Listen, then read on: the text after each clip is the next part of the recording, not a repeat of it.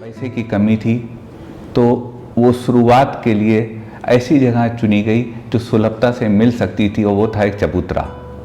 सोचा जा चुका था कि संघर्ष करना है, लेकिन जो भी है मैं आपके सामने हूँ और वैसा ही हूँ जैसा आज से 15 साल पहले था जब उस चबूतरे पे बैठता था। आज भी आपके क्लिनिक पे दवा हो तो पैसा हो तो दवा लीजिए, पैसा ना हो तो दवा लीजिए। मैं जब तक हूँ या जब नहीं हूँ पर हमेशा आपके साथ हूँ, कभी भी कहीं भी। मैंने होम्योपैथी से आज तक जो भी ज्ञान अर्जन किया है वह समाज के अंतिम पंक्ति में खड़े अंतिम व्यक्ति तक सरल सुलभ समाधान के रूप में पहुंचे, यह मेरा दृढ़ निश्चय है। मैं इस कार्य को सफल स्वरूप देने में लगा हूं। समाज के उत्थान के इस कार्य में मैं आपकी भी सक्रिय सहभागिता की अपेक्षा करता हूं।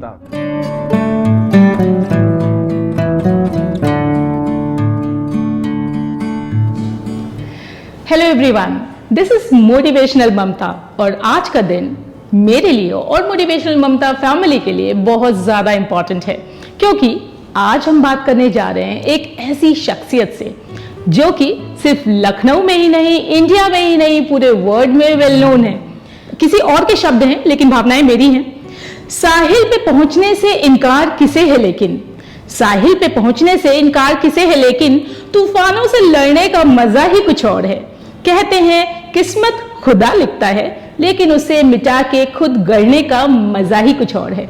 तो आज मैं डॉक्टर उमंग खन्ना जी से बात करने जा रही हूं और सर इसी कैटेगरी में आते हैं। जब उन्होंने मुरादाबाद के होम्योपैथिक मेडिकल कॉलेज से अपनी पढ़ाई पूरी की, उसके बाद उन्हें कुछ भी नहीं पता था कि वो क्या करने वाले हैं, लाइफ में क्या पड़ाव है उन्हें कुछ भी आइडिया नहीं था। लेकिन कहते हैं ना कि कोशिश करने वालों की कभी हार नहीं होती। तो सर आज मैं और हमारे व्यूअर आपसे जानना चाहेंगे कि आपने अपने करियर की शुरुआत किस तरह से की और सर क्या क्या प्रॉब्लम्स आई, क्योंकि आज आपको लोग देखते हैं और कहते हैं कि वाह क्या सर ने कितना ज्यादा लोकप्रियता कमाई है, सर ने कितने ज्यादा पैसे कमाए हैं, लेकिन कोई ये नहीं देखता कि सर ने क्या स्ट्रगल किया है।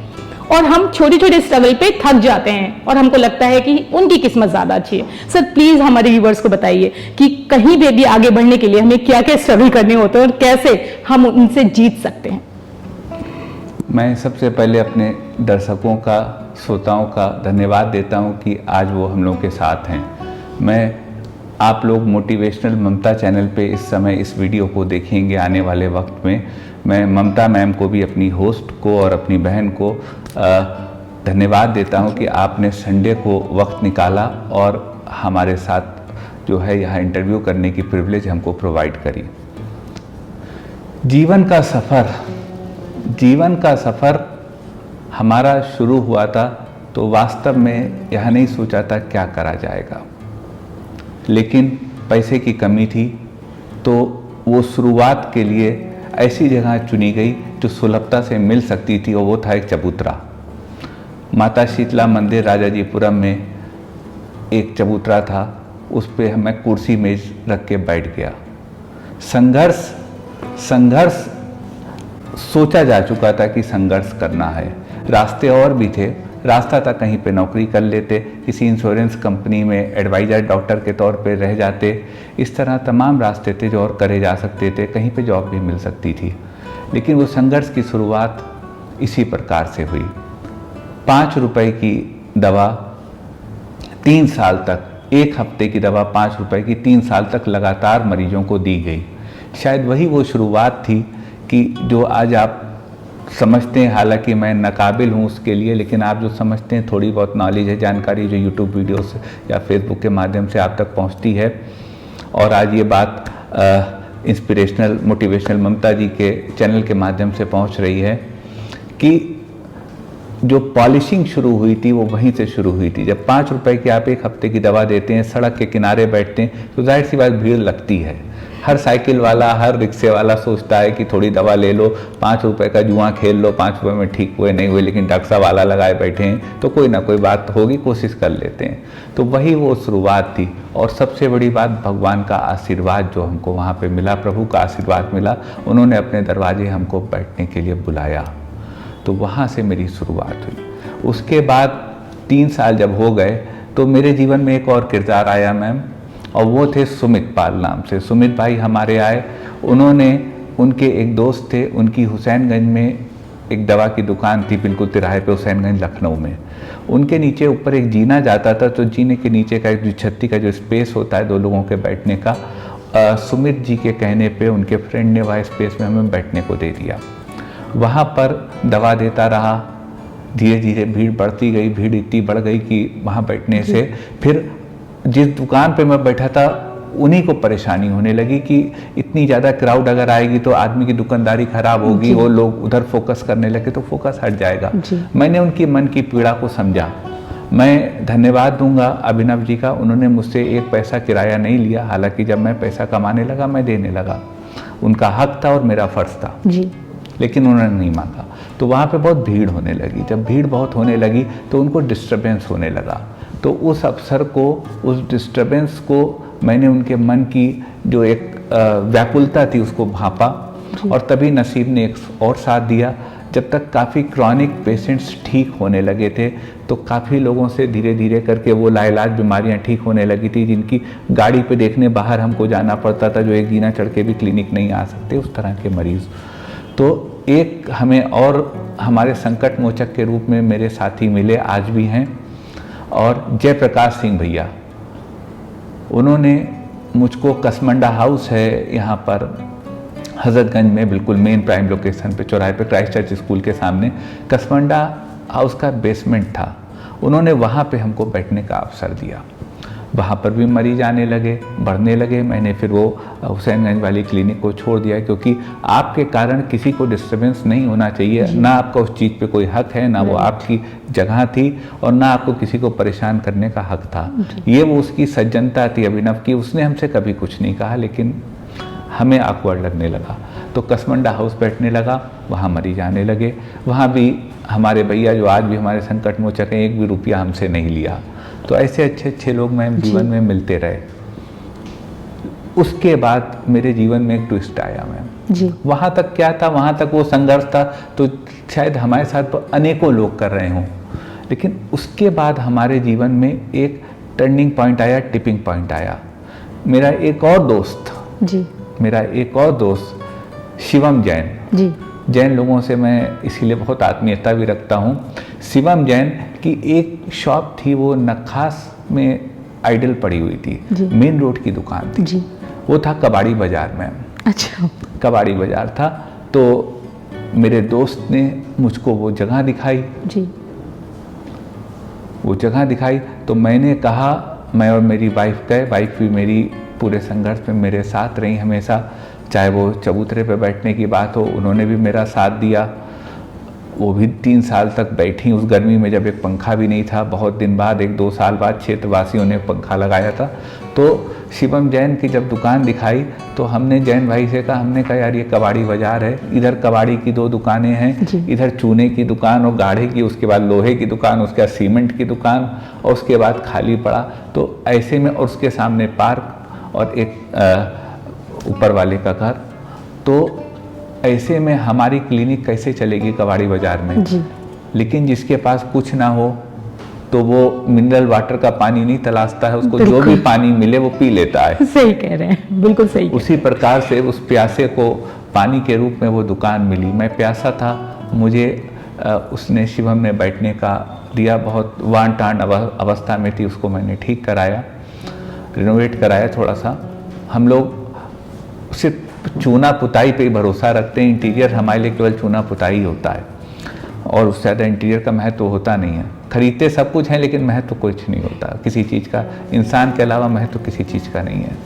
मरीज आने वाला ठीक हो, दवा देने वाला डॉक्टर उसको ठीक कर सके, यही पूरी बात का वो है। सजा के और उसको बहुत बना के कोई महत्व नहीं है, उससे लड़ाइयाँ नहीं जीती जाती, लड़ाइयाँ लोगों से जीती जाती हैं, और लोग अगर सही हो रहे हैं तो आपका साथ देंगे। तो शिवम जैन भाई ने हमको जगह दे दी, मैं उसमें बैठने लगा। वहाँ पे ऐसी रहमत हुई ऊपर वाले की, ऐसी बरकत हुई उस जगह पे कि अचानक मेरे मरीज बहुत बढ़ गए जी, क्योंकि मेन रोड की जगह थी, प्लस उसका करम, प्रभु का आशीर्वाद। काफ़ी सारे मरीज आने लगे। रात के 2-2, 3-3 बजे तक जो है हम मरीज देखने लगे। हमारा क्लिनिक सुबह 3 बजे बंद होता था। हम सुबह 8-10 बजे बैठते थे, शाम को दोपहर में 3 घंटे के लिए घर जाते थे 2 बजे, और 5 बजे फिर आ जाते थे, और फिर सुबह के 2 बजे तक मरीज आते थे। ये ईश्वर की कृपा है। ईश्वर की कृपा ऐसी बरसने लगी तो मरीज हम लोग देखने लगे, नाम बढ़ने लगा लखनऊ में, और नक्खास के क्लिनिक से इस नाचीज़ की पहचान होने लगी। लेकिन फिर भी एक मन में कसक रही थी। कसक ये रही थी कि आप सिर्फ एक लोकेलिटी या एक ज़िले लखनऊ या आसपास के लोगों तक ही केवल पहुंच पा रहे हैं। वो कसक थी कि आखिर जो आपने तजुर्बा हासिल करा है, इस तजुर्बे को आप कैसे आगे ले जा सकते हो, लोगों तक कैसे पहुंचाओ। अब जब आप इतने मरीज देख रहे हैं तो आप 2 बजे सुबह के ज़्यादा मरीज तो नहीं देख सकते, तो आप करेंगे क्या। तो फिर मैं खाली बैठा था, उसी समय 4G का 3G का दौर आने लगा। जब दौर आने लगा 2G 3G का इंटरनेट का दौर आने लगा, तो हमने लोग चैनल बना रहे थे तो हमने भी यूट्यूब चैनल बना दिया। अच्छा। हम लोग जब मोटी बुद्धि के लोग होते हैं तो क्या करते हैं, जो दुनिया करती पहले उसको करके जरूर देख लेते हैं। अगर वो अच्छा है तो आगे कंटिन्यू होता, नहीं होता तो प्रभु का ऐसा आशीर्वाद है वहीं खत्म हो जाता है। तो जो है वो हमने भी यूट्यूब चैनल खोल दिया। सर, किस ईयर की बात है? ये बात है, अगर हम कहें 2009 से उस चबूतरे की शुरुआत के बाद, ये बात है 2013 की। 5 साल 4 साल के संघर्ष के बाद, 5 साल के संघर्ष के बाद 2015 में हमने यूट्यूब चैनल एक लॉन्च कर दिया, साथ में फेसबुक भी लॉन्च कर दिया। पहली बार इंटरनेट से राब्ता हुआ हमारा, पहली बार इंटरनेट से मैं जुड़ा। खैर उसको लॉन्च करके भूल गया जी, चलता रहा, एक आध वीडियो कभी डाल दिया, पोस्ट कर दिया, उससे कोई बहुत महत्व नहीं, क्योंकि अपना काम तो वो 2 बजे तक वाले मरीजों का था। जी बिल्कुल। लेकिन एक वक्त आया, प्रभु ने उसमें भी मदद कर दी, आप जैसे लोगों ने मदद कर दी, जिन्होंने उस वीडियो को शेयर करा, आगे बढ़ाया। कोई वीडियो था वो वायरल हो गया, और वीडियो वायरल होने के बाद एकदम से सब्सक्राइबर शूट हो गए, और सब्सक्राइबर शूट होने के बाद फिर प्रसिद्धि, जाहिर सी बात, जब आप ज़्यादा लोगों तक पहुंचने लगे तो प्रसिद्धि बढ़ने लगी। तो इस प्रकार से जो है वो ये यूट्यूब चैनल लॉन्च हो गया। अब बात जीवनी की हो रही है तो उसमें 3 बातों का और जिक्र करना बहुत महत्वपूर्ण है। पहले 3 लोग जो मेरे जीवन के एक पड़ाव में 4 लोग आए, मैं उन चारों का भी जिक्र करना चाहता हूँ।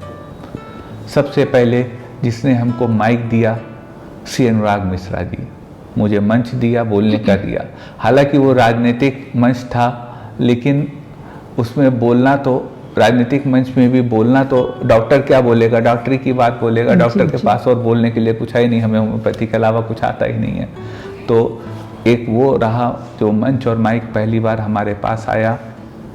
उसके बाद एक पड़ाव आया जब क़याम-ए इंसानियत एक संस्था है, ये नदवा की बहुत बड़ी संस्था है जी, उन्होंने मुझको बुलाना शुरू करा, और बहुत ही मुअज्जिज़ और बहुत बड़े बड़े लोगों के बीच उससे बड़े रूप में मुझे लोगों के सामने रखा जी।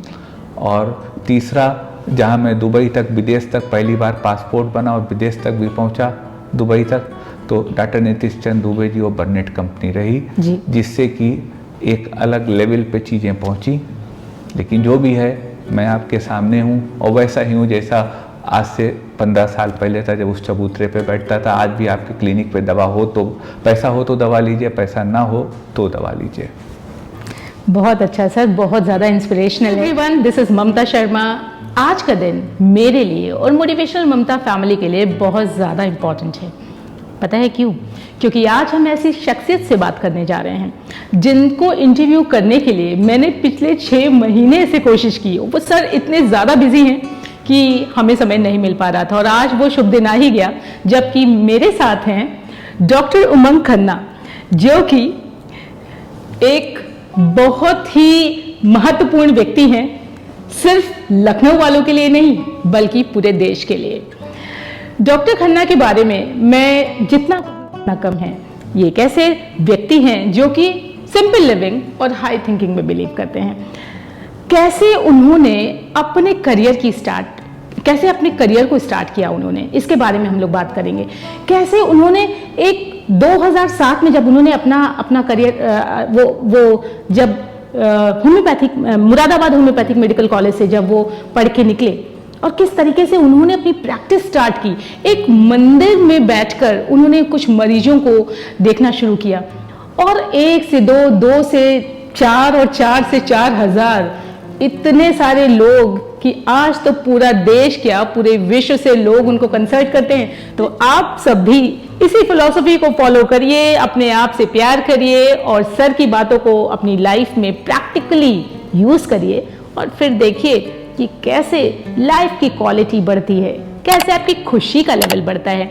Sir thank you very much, आपने इतना टाइम हमें दिया, इसके लिए मैं on behalf of my motivational Mamta family thank you.